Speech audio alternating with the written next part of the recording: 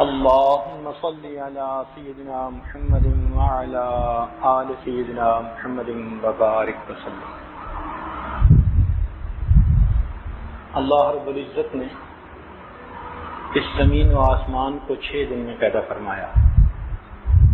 خلق الارض فی یومین، 2 دن میں زمین پیدا کی گئی۔ پھر اللہ رب العزت آسمان کی طرف متوجہ ہوئے اور اس پورے زمین و آسمان کو فی 6 ایام 6 دن میں مکمل کیا۔ جس دن اس کی تخلیق شروع ہوئی وہ اتوار کا دن تھا، اور جس دن یہ کام مکمل ہوا وہ جمعہ کا دن تھا۔ تو کام شروع ہونے کا دن اتوار اور مکمل ہونے کا دن جمعہ، اور ہفتہ کا دن فراغت کا دن۔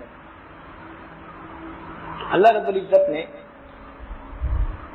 یہودیوں سے کہا کہ تم اپنے لیے عبادت کا دن تجویز کرو، مگر ہوگا وہی جو میرے علم میں پہلے سے مقدر ہے۔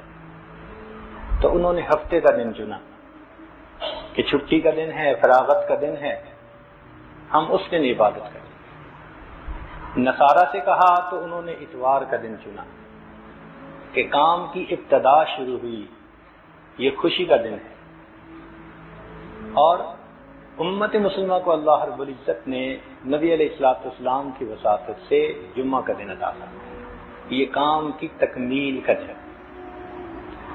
اب ذرا دیکھیں کہ نصارہ کے مزاج میں اور مسلمانوں کے مزاج میں ایک بنیادی فرق ہے۔ جب بھی کام کی ابتدا ہوتی ہے وہ بہت خوشیاں مناتے ہیں، اس لیے یہ برتھ ڈے انہیں کی سوغات ہے۔ اور ہمارے مسلمان بچوں میں سے بھی کئی برتھ ڈے کے پیچھے لگے پھرتے ہیں۔ مسلمانوں کا ذوق کیا ہے کہ جب کام مکمل ہو وہ خوشی کا دن ہے۔ چنانچہ ہمارے ہاں جب بزرگوں میں سے کوئی چلا جاتا ہے تو اس کے جانے کے دن کو یاد رکھتے ہیں، فلاں کی شہادت اس دن ہوئی، فلاں کی شہادت اس دن ہوئی، اس لیے کہ وہ ان کی زندگی کے کام کی تکمیل کا دن تھا۔ اب یہیں سے آپ اندازہ لگا لیجئے کہ نبی علیہ السلام کی تشریف آوری پر تو ہر مسلمان کو خوشی ہوتی ہے، جس کو خوشی نہ ہو وہ مسلمان ہی نہیں۔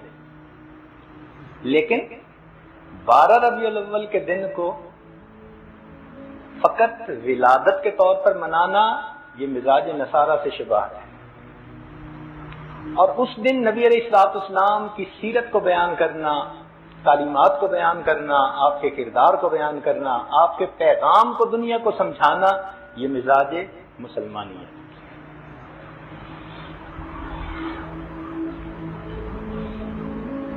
اب اللہ تعالیٰ نے ان 6 دنوں میں سے جمعہ کے دن کو سید الایام بنا دیا، یعنی دنوں میں سے سب سے زیادہ فضیلت والا دن۔ آپ دیکھیں اللہ تعالیٰ کی نگاہ ناز جس پر پڑ گئی اس کو فضیلت ملی۔ جیسے انبیاء میں سے تلک الرسل فضلنا بعضهم علی بعض،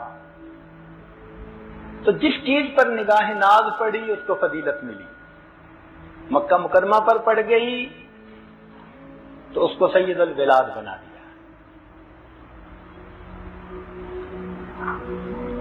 چنانچہ اگر آپ غور کریں تو اللہ رب العزت نے انبیاء کرام میں سے 4 انبیاء کو زیادہ فضیلت عطا فرمائی۔ سیدنا ابراہیم علیہ السلام خلیل اللہ، سیدنا موسیٰ علیہ السلام کلیم اللہ، سیدنا عیسیٰ علیہ السلام روح اللہ، اور سیدنا رسول اللہ صلی اللہ علیہ وسلم محمد الرسول اللہ۔ اسی طرح فرشتوں میں سے بھی 4 فرشتوں کو فضیلت عطا فرمائی، جبرائیل علیہ السلام، اسرافیل علیہ السلام، اسرائیل علیہ السلام اور میکائیل۔ اور اسی طرح اللہ تعالیٰ نے صحابہ کرام میں سے 4 حضرات کو خلفائے راشدین کی سعادت عطا، بننے کی سعادت عطا فرمائی۔ اور آگے چلیے، اس دنیا میں بہت مجتہدین تشریف لائے، مگر ان میں سے 4 ائمہ کو اللہ رب العزت نے قبولیت عطا فرمائی۔ اسی طرح حدیث پاک میں آتا ہے کہ اللہ تعالیٰ نے راتوں میں سے 4 راتوں کو فضیلت عطا فرمائی، ایک شب برات، دوسری شب قدر، تیسرا شب جمعہ اور چوتھی شب عید، اور 4 دنوں کو فضیلت عطا فرمائی۔ ایک یوم عرفہ، عرفات حج کے دن، اور دوسرا یوم الاضحیٰ، عید الاضحیٰ کا دن، اور یوم الفطر، عید الفطر کا دن، اور یوم الجمعہ یعنی جمعہ کا دن۔ پھر اللہ تعالیٰ نے ان 4 میں سے بھی ایک کو دوسروں پر فضیلت عطا فرمائی۔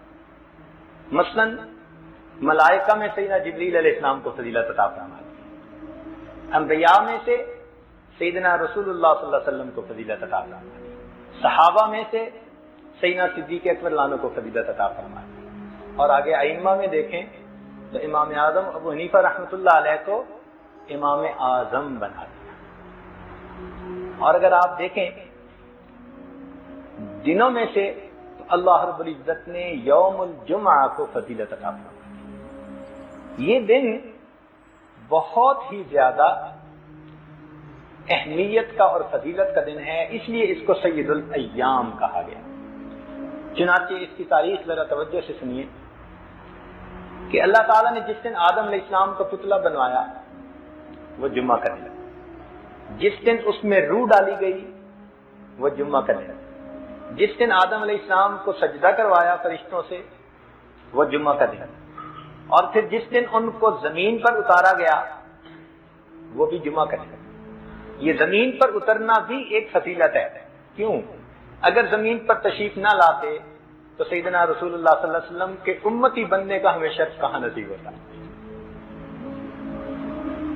پھر نوح علیہ السلام کی کشتی جو کنارے لگی وہ بھی جمعہ کا دن، سیدنا ابراہیم علیہ السلام آگ سے نکالے گئے وہ بھی جمعہ کا دن، سیدنا ابراہیم علیہ السلام نے بیت اللہ کی بنیاد رکھی، یعنی جو پہلے سے بنا ہوا تھا اسی پر نئی تعمیر شروع کی، وہ بھی جمعہ کا دن، اور اسماعیل علیہ السلام نے اپنے آپ کو قربانی کے لیے پیش کیا، مہینہ ذی الحجہ کا مگر دن جمعہ کا۔ حضرت یوسف علیہ السلام کو کنویں سے نکالا گیا تو وہ بھی جمعہ کا دن، مکہ مکرمہ جس دن فتح ہوا تو وہ بھی جمعہ کا دن، اور اسلام کا پہلا غزوہ بدر جو ہوا تو وہ بھی۔ تو اس جمعہ کے دن کو اللہ رب العزت نے بہت فضیلت دی۔ اس کو جمعہ کیوں کہتے ہیں؟ جمعہ کا لفظ اجتماع سے ہے، کیونکہ اس میں مسلمان ایک جگہ پر مجتمع ہوتے ہیں، اپنے محلوں کی مسجدوں سے آگے آ کر بڑی مسجد جمعہ کی جو ہے نا وہ پڑھنے کے لیے اکٹھے ہو جاتے ہیں، اور اس میں ایک امام خطبہ دیتا ہے اور مقتدی اس خطبہ کو سنتے ہیں۔ اس خطبہ کی اللہ رب العزت کے ہاں بڑی اہمیت ہے، اسی لیے خطبے میں کہا گیا کہ تم خطیب کی طرف متوجہ ہو کر بیٹھو اور اس کی بات کو دل کے کانوں سے سنو۔ دیکھیے نماز میں قیام کے دوران سجدے کی جگہ پر نظر رکھنے کا حکم، رکوع میں دونوں انگوٹھوں کے درمیان نظر رکھنے کا حکم، التحیات میں اپنے دامن پہ نظر رکھنے کا حکم، اسی طرح خطبے کے وقت خطیب کے چہرے پہ نظر رکھنے کا حکم۔ کچھ نعمتیں ایسی بھی ہوتی ہیں جو کسی کو دیکھنے سے مل جاتی ہیں۔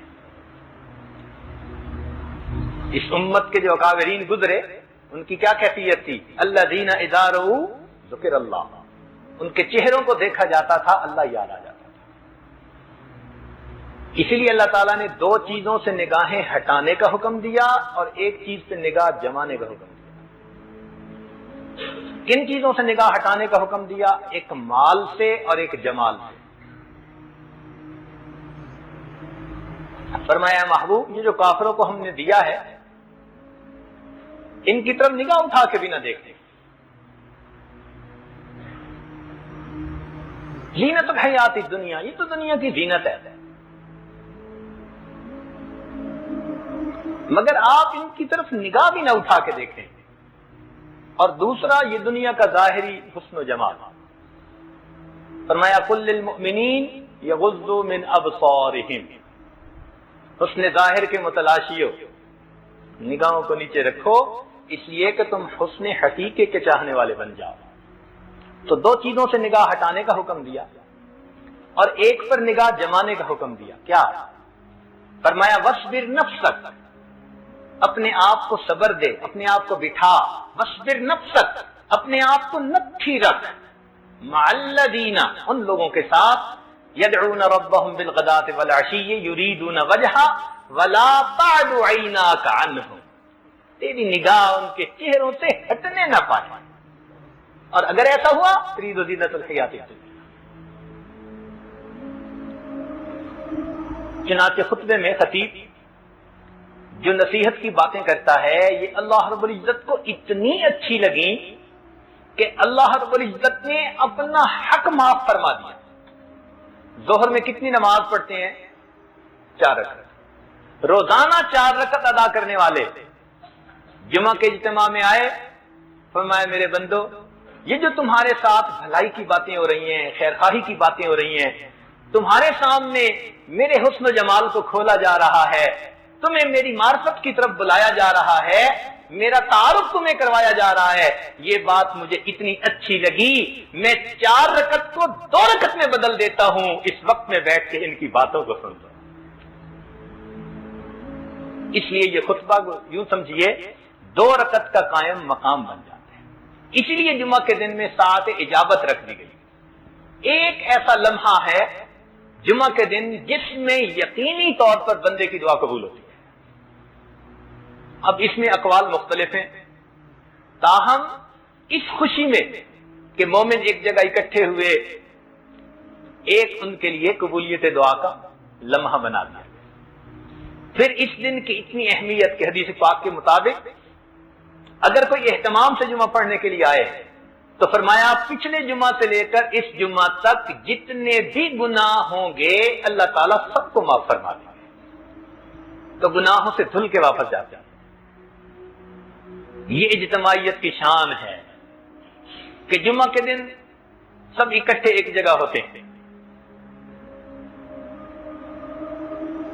نہ کوئی بندہ رہا نہ کوئی بندہ نواز، بندہ و صاحب و محتاج و غنی ایک ہوئے، تیری سرکار میں پہنچے تو سبھی ایک ہوئے. یہ اجتماعیت کی شان اس جمعہ کے دن کے لیے. اب دیکھیے امام جو خطیب نصیحت کرتا ہے عمومی طور پر آخر پر آ کر اس کا نچوڑ بتاتا ہے، اس کی کریم وہ بتاتا ہے. لب لباب، تو خطیب کی بات کا لب لباب کیا ہوتا ہے؟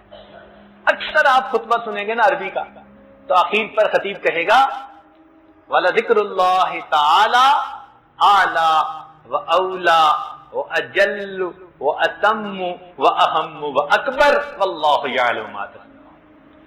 تمام نصیحتوں کا لب لباب آخر پر آ کر یہ بتا دیا.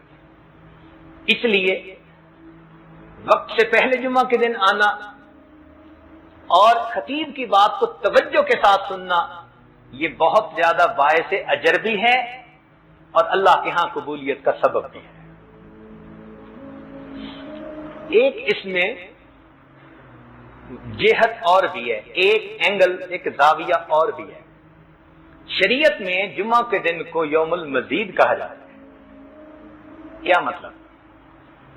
کہ جنتی لوگ جب جنت میں جائیں گے تو اللہ رب العزت کی نعمتوں سے خوب حظ اٹھائیں گے، خوب لذتیں پائیں گے.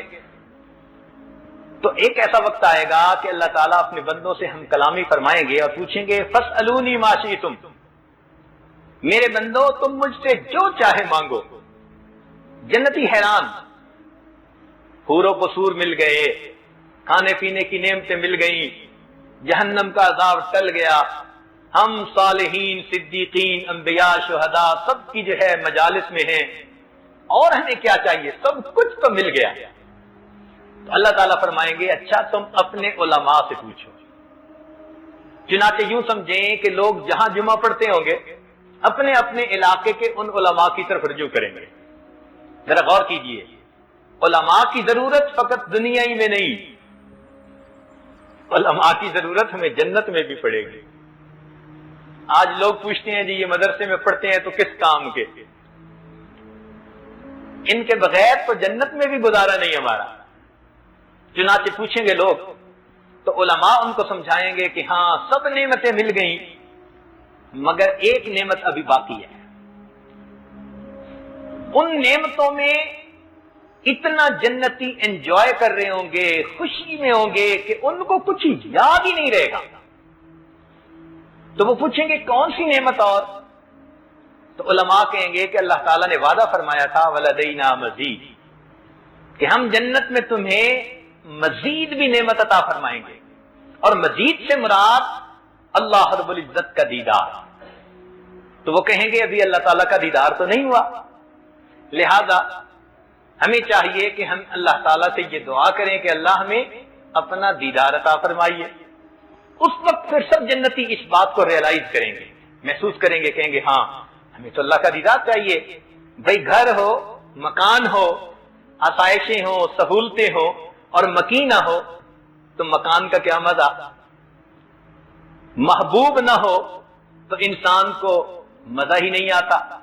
تو جنت میں جو کچھ بھی نعمتیں مل گئیں مگر ابھی محبوب حقیقی کا دیدار تو نصیب نہیں ہوا، تو پھر جنتی اللہ تعالیٰ کے سامنے عرض کریں گے کہ اے اللہ ہمیں اپنا دیدار کروا دیجیے۔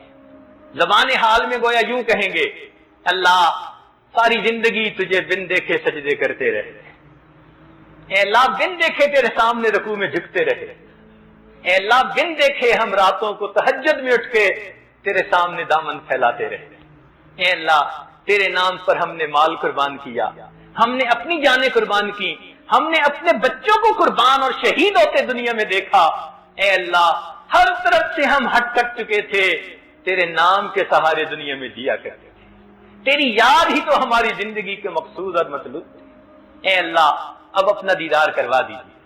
دنیا میں بھی بندہ چاہتا ہے نا، کبھی اے حقیقت منتظر نظر آ لباس مجاز میں کہ ہزاروں سجدے تڑپ رہے ہیں میری جبین نیاز میں۔ تو دل تو چاہتا ہے نا کہ محبوب حقیقی سامنے ہو تو عبادت کا پھر مزہ آ۔ تو اس دن پھر جنتی مطالبہ کریں گے اے اللہ اے محبوب حقیقی، اب آپ نے اپنے گھر میں خوش ہو کے بلا تو لیا، تو محبوب جب پاس بلاتا ہے تو دیدار ضرور کرواتا ہے، اے اللہ رسم دنیا بھی ہے، وعدہ بھی ہے، دستور بھی ہے، اب اپنا دیدار کروا دیجیے میرے مولا، اب ہم سے برداشت نہیں ہوتا، اب انتظار نہیں کر سکتے۔ دنیا میں بھی تو یہی ایک نعمت تھی کہ جس کا ہم دل میں حسرت لیے پھرتے تھے، آئے عشاق گئے وعدہ فردا لے کر۔ وہ وعدہ فردا کیا تھا؟ اللہ تعالیٰ کے دیدار کا وعدہ۔ تو اس وقت جنتی عرض کریں گے کہ اللہ ہمیں اپنا دیدار عطا فرما دیجئے۔ چنانچہ اللہ رب العزت ان کو فرمائیں گے اچھا تیاری کرو۔ چنانچہ ایک بازار لگے گا جس میں جنتیوں کو من پسند کا حسن و جمال ملے گا۔ دنیا میں شادی کی تقریب کے لیے تیاری، فلاں تقریب کے لیے تیاری، یہ اللہ رب العزت کا دربار لگے گا، اس کے لیے بھی تیاری۔ چنانچہ جنتی لوگ جائیں گے اپنی من پسند کا حسن پائیں گے، پوشاکیں ہوں گی، لباس ہوں گے، بہرحال پھر ایک جگہ ہوگی نہر کے کنارے جہاں کرسیاں لگیں گی، پہلے انبیاء کرام، پھر صدیقین، پھر شہداء، پھر صالحین، سب لوگ ہوں گے۔ اس محفل کی تفصیل تو بہت ہے، حتیٰ کہ حضرت داؤد علیہ السلام پھر اپنے اس آواز سے کہ جس کو سن کر پرندے بھی رک جایا کرتے تھے، پانی تھم جاتا تھا، اس آواز سے اللہ کا کلام سنائیں گے، سب جنتی سنیں گے۔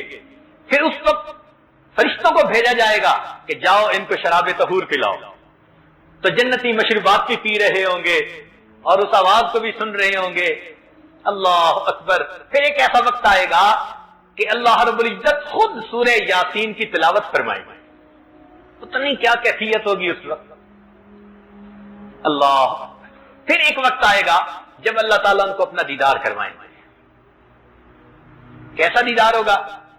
صحابہ کرام نے پوچھا اللہ کے نبی صلی اللہ علیہ وسلم سب لوگ دیکھیں گے؟ فرمایا ہاں، چاند کو جیسے سب دنیا کے لوگ دیکھتے ہیں اسی طرح سب دیدار کریں گے، مگر وہ دیدار بے جہت، بے کیف، بے شبو، بے مثال، وہ عجیب دیدار ہوگا، مگر ان کو اس یعنی کیفیت محسوس ہوگی کہ گویا ہم اللہ رب العزت کی تجلیات کا دیدار کر رہے ہیں۔ کرسی لائی جائے گی، وسع کرسیہ السماوات والارض، اس پر اللہ تعالیٰ تجلیات کو نازل فرمائیں گے، اور وہ دیدار ہوگا، اس کی کیفیت کو الفاظ میں تو بیان نہیں کر سکتے۔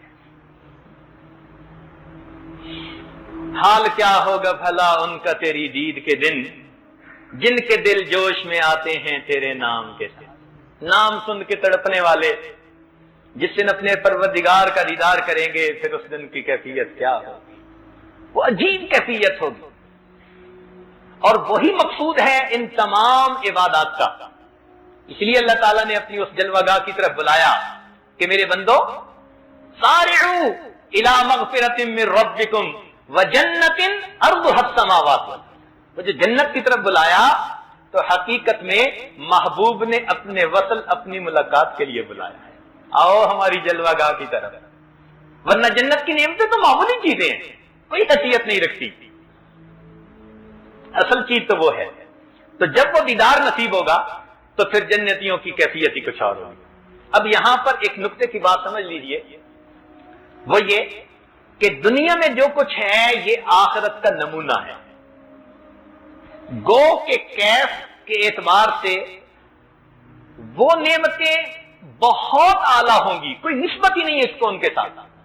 مثلا دنیا کے مقام اینٹ گارے سے بنے، آخرت کے مقام سونے چاندی کے بنے ہوں گے، اور مشک اور عنبر اور کستوری کے ساتھ ان کا سیمنٹ بنا ہوگا، اور ایک سرخ یاقوت سے مکان بنا ہوا ہوگا بغیر جوڑ کے، ایسے مکان ہوں گے۔ ہر مکان کا ڈیزائن روزانہ بدلا کرے گا کہ جنتی کی طبیعت نہ اکتا سکے یکسانیت سے۔ یہاں بھی عورتیں ہیں مگر جنت میں بھی حوریں ہوں گی۔ اب ان حوروں کی اگر آپ صفات پڑھیں تو حیران ہو جائیں کہ اگر اپنے دوپٹے کا ایک چھوٹا سا پلو زمین کی طرف آسمان دنیا سے نیچے کر دیں تو سورج کی روشنی ماند پڑ جائے، مردے سے ہم کلامی کریں تو مردہ زندہ ہو جائے، کھاری پانی میں تھوک ڈال دیں تو کھاری پانی میٹھا ہو جائے، مردے سے ہم کلامی کر لیں تو مردہ اٹھ کے کھڑا ہو جائے۔ یہ حور کی پہچان۔ اور پھر دنیا کی عورتوں کو جہاں حسن و جمال ملے گا، حور عین ان کی وہاں پر باندیاں ہوگی، تو وہ کیا عالم ہوگا۔ ہر چیز کو یہاں بھی پھل ہیں مگر جنت میں بھی پھل ہوں گے، مگر ان کی کیفیت کچھ اور ہوگی۔ گو کے شکل و صورت میں دیکھنے میں وہ بالکل اسی جیسے ہوں گے۔ تو معلوم ہوا کہ یہاں کی نعمتیں نمونہ ہیں آخرت کی نعمتوں کا۔ جب یہ اصول سمجھ میں آ گیا، اب سوچ لیجئے کہ یہ جمعہ کا دن ایک نمونہ ہے اس یوم مزید کا۔ اس لیے جمعہ کے دن جو ایمان والے اکٹھے ہوتے ہیں، یہ حقیقت میں اس اصلی جمع ہونے کے دن کی ایک یاد تازہ ہو جاتی ہے۔ اس لیے دو نقطے بہت پیارے، ایک قاری طیب رحمۃ اللہ نے اپنے ملفوظات میں فرمایا، اور ایک امام ربانی مجدد ثانی رحمۃ اللہ نے اپنے مکتوبات میں فرمایا۔ حضرت قاری صاحب یہ فرماتے ہیں کہ جمعہ کا دن اتنا بابرکت ہے کہ جو بندہ جمعہ کے دن وقت سے پہلے آئے گا اور خطیب کے پاس بیٹھ کر اس کا خطبہ سنے گا، اور اس کی عادت ہوگی، اللہ تعالیٰ چونکہ اس کو نمونہ بنا دیں گے آخرت کا، اس لیے آخرت میں دیدار کے وقت اس بندے کو اللہ اپنے قرب کا مقام عطا فرمائے گا۔ جتنا جمعہ میں قریب پہنچنے کی کوشش کرے گا اتنا ہی آخرت میں قرب کا مقام ملے گا۔ اور امام ربانی مجدد ثانی رحمۃ اللہ فرماتے ہیں کہ دنیا میں انسان جتنی حضوری کے ساتھ نماز جمعہ ادا کرے گا، یعنی نماز ادا کرے گا، وہ فرماتے ہیں کہ بغیر وساوس کے جو دنیا میں نماز ادا کرتا ہوگا، اس کو آخرت میں اللہ رب العزت کا ایسا دیدار نصیب ہوگا کہ اس کے اوپر صفات کے پردے ہرگز نہیں ہوں گے۔ عام لوگ دیدار کریں گے مگر ان کو تجلی ذاتی برقی نصیب ہوگی، یعنی برق کی مانند تجلی نصیب ہو کے پھر صفات کے پردے حائل ہو جائیں گے۔ اور جو نماز کو بغیر کسی وسوسہ کے پڑھنے والے لوگ ہوں گے دنیا میں، خارجی خیالات کے بغیر پڑھنے والے، وہ فرماتے ہیں کہ اللہ تعالیٰ ان کو بالکل جمال بے نقاب عطا فرمائے گے۔ اب یہ ایسی بات ہے کہ انسان نماز کی اس کیفیت کو حاصل کرنے کے لیے مر مٹے کہ اللہ تعالیٰ ہمیں قیامت کے دن اپنا ایسا دیدار عطا فرمائے۔ اب یہاں پر ایک اور نقطے کی بات کہ جب جنتیوں کو اللہ تعالیٰ کا دیدار حاصل ہوگا تو بھائی وہ ختم کیسے ہوگا؟ ایک سوال طالب علم کے ذہن میں پیدا ہوتا ہے نا، چاہنے والے محبوب حقیقی کا دیدار کرے، حسن بے مثال کا دیدار کرے، تو بھائی وہ دیدار کی گھڑی ختم کیسے ہو جائے گی؟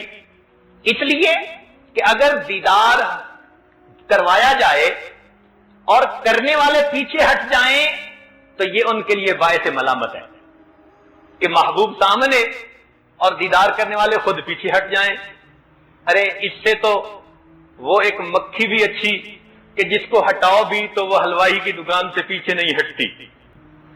کہتے ہیں نا مولانا کہ مگس ہرگز نہ خواہد رفت از دکان حلوائی، حلوائی کی دکان سے تو مکھی بھی پیچھے نہیں ہٹتی، مرنا پسند کر لیتی ہے، پیچھے ہٹنا پسند نہیں کرتی۔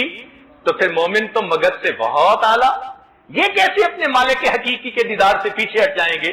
مومن پیچھے ہٹے تو باعث ملامت بنتا ہے، اور اگر کہیں کہ اللہ تعالیٰ دیدار ختم کر دے تو یہاں شبہ بخالت ہوتا ہے۔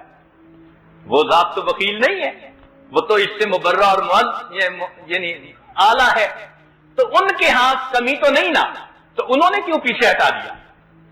اب دونوں باتیں سمجھ میں نہیں آتی۔ وہ خود دیدار بند کروا دیں تو اس میں بخالت کا شبہ دل میں آتا ہے، حالانکہ وہ تو سخی ہیں، وہ تو نہیں کسی مانگنے والے کو پیچھے ہٹاتے، اور اگر مومن خود پیچھے ہٹے تو یہ باعث ملامت ہے اس کے لیے کہ حسن حقیقی سامنے ہے اور یہ پیچھے ہٹ جائے، تو پھر یہ دیدار ہوگا تو پھر ختم کیسے ہوگا؟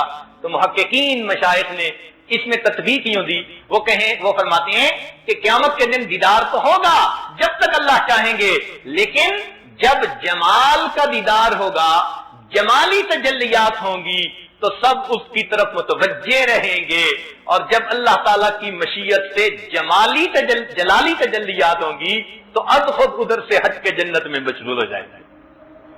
تو جمالی تجلیات سے متوجہ ہو جائیں گے، اور یہ جمالی تجلیات کب پڑیں گی؟ جمعہ کے دن پڑیں گی۔ جیسے یہاں 6 دن کے بعد جمعہ آتا ہے نا 7ویں دن، ایسے ہی جنت میں وقت کا تعین تو ہوگا اپنے انداز سے، مگر جنتی اس دن کے منتظر رہیں گے کہ ہمیں اللہ رب العزت کا دیدار ہوگا۔ اس لیے ہمیں چاہیے نوجوان بالخصوص کہ جمعہ کے دن کا انتظار رکھا کریں، جمعہ کے خطبہ کے لیے وقت سے پہلے آیا کریں۔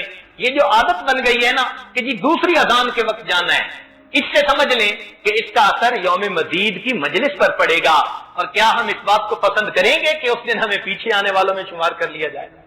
اللہ تعالی ہمیں جمعہ کے دن کی قدر کرنے کی اور اس دن آنے کی توفیق عطا فرمائے۔